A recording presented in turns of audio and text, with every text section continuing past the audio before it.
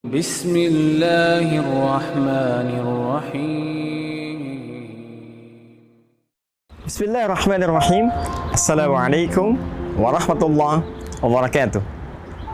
Alhamdulillah wassalatu wassalamu ala Rasulillah wa ala alihi wa sahbihi wa man wala wa ba'du. Saudara-saudariku, pernah tahukah Anda bahwa Nabi Ayyub alaihi salam pernah diuji oleh Allah dengan mengalami kebangkrutan? Seluruh hewan ternaknya mati. Aset perkebunannya terbakar habis. Pernah tahukah Anda bahwa Nabi Ayyub pun alaihi salam pernah diuji oleh Allah Subhanahu wa taala dengan diwafatkannya seluruh anak keturunan? 12 anak keturunan wafat dalam waktu yang bersamaan. Pernah tahukah Anda bahwa Nabi Ayyub alaihi salam pun pernah diuji oleh Allah dengan satu ujian penyakit yang tidak biasa, tak pernah dirasakan oleh orang sebelumnya dan tidak pernah dialami oleh manusia setelahnya?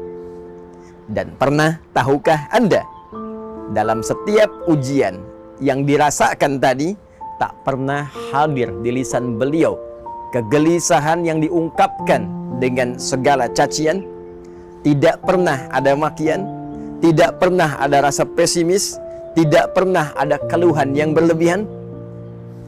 Saudaraku, yang terjadi dalam setiap ujian yang dititipkan oleh Allah untuk meningkatkan keyakinan dan iman beliau kepada Allah Subhanahu wa taala selalu diiringi dengan peningkatan ibadah yang luar biasa dari setiap tahap ujian yang dilalui.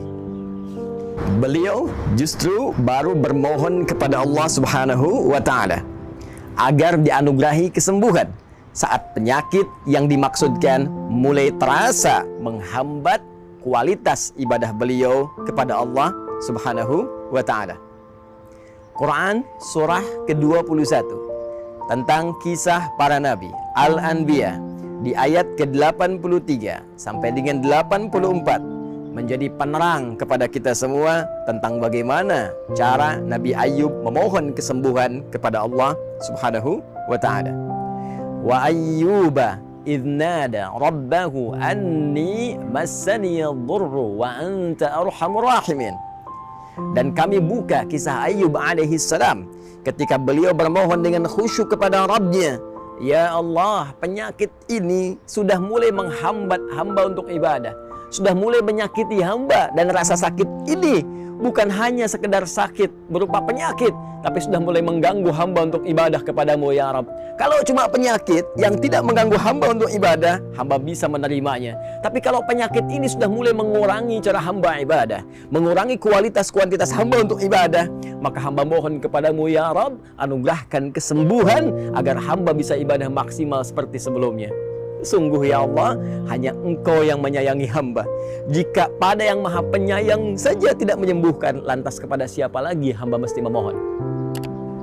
Pernah tahukah Anda ketika kalimat ini dipanjatkan, bagaimana respon ilahi dalam menjawabnya? Turun ayat ke-84 untuk memberikan gambaran kepada kita secara cepat. Fastajabna lahu wa kashafna ma bihi min dhurrin wa atainahu ahlahu wa mithlahum ma'ahum rahmatan min indina wa dzikra lil 'abidin. Tidak menunggu lama, Allah langsung merespon seruan hamba terkasihnya. Pada masa itu Ayyub alaihi salam, kami langsung jawab doanya. Perhatikan kalimat Qur'annya, kami langsung jawab doanya tanpa jeda menggunakan huruf fa, harfu atfin rabitin baina syai'aini bila hudud, huruf perangkai di antara dua peristiwa tanpa jeda. Peristiwa pertama bermohon, peristiwa kedua dikabulkan doanya. Antara bermohon dengan dikabulkan tanpa jeda.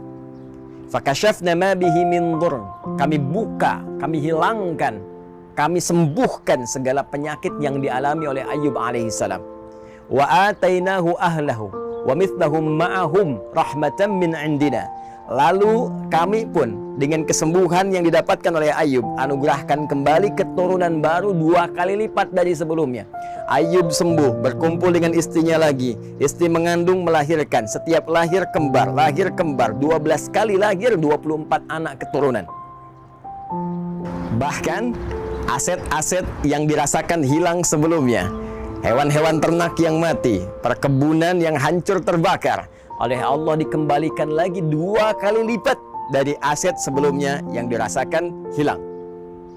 Yang menarik, saudara-saudariku, Allah tidak memberhentikan firman-Nya pada kalimat berupa anugerah bagi Ayub alaihissalam saja. Namun ditutup ayat indah ini dengan firman-Nya, wa dzikra lil abidin. Dan seluruh kisah ini saya buka, kata Allah, untuk menjadi pengingat, menjadi pedoman, petunjuk lil abidin bagi hamba-hamba Allah yang saleh, bagi hamba-hamba Allah yang mengerti, yang mau belajar dari setiap tahap-tahap ujian kehidupan. Seakan Allah ingin memberikan kesan kepada kita, hamba-hambanya yang hidup di masa kini. Saya buka kisah Ayub alaihissalam, boleh jadi kisah ini akan dialami oleh orang-orang di masa depan dengan keadaan yang berbeda, tapi substansi yang serupa. Bukankah di antara kita saat ini pernah mengalami kebangkrutan dalam usaha? Adakah di antara kita saat ini yang diuji dengan wafatnya 1 atau 2 anak keturunan? Adakah di antara kita saat ini yang diuji dengan penyakit yang tidak biasa? Namun bagaimana kita bersikap terhadap Allah Subhanahu wa Ta'ala dengan sekian ujian yang kita rasakan? Jangan-jangan alih-alih meningkatkan ibadah, betapa banyak keluhan keluar di lisan kita. Betapa banyak makian yang tidak pada tempatnya mengeluh di lisan kita. Betapa banyak kegelisahan hadir dalam hati melahirkan prasangka buruk terhadap Allah Subhanahu wa Ta'ala. Pernah tahukah Anda bahwa ayat ini diturunkan untuk memberikan pedoman kepada kita serta tawaran jika Anda mampu bersikap seperti Ayub, meningkatkan ibadah, optimis pada anugerah Allah, sabar dalam menjalani ujian, boleh jadi ayat ini juga memberikan satu harapan kepada kita untuk mengabulkan apa yang selama ini kita mohonkan dan anugerah 2 kali lipat dari apa yang pernah kita dapatkan. Pernah tahukah Anda? Assalamualaikum warahmatullahi wabarakatuh. Alhamdulillahi rabbil alamin.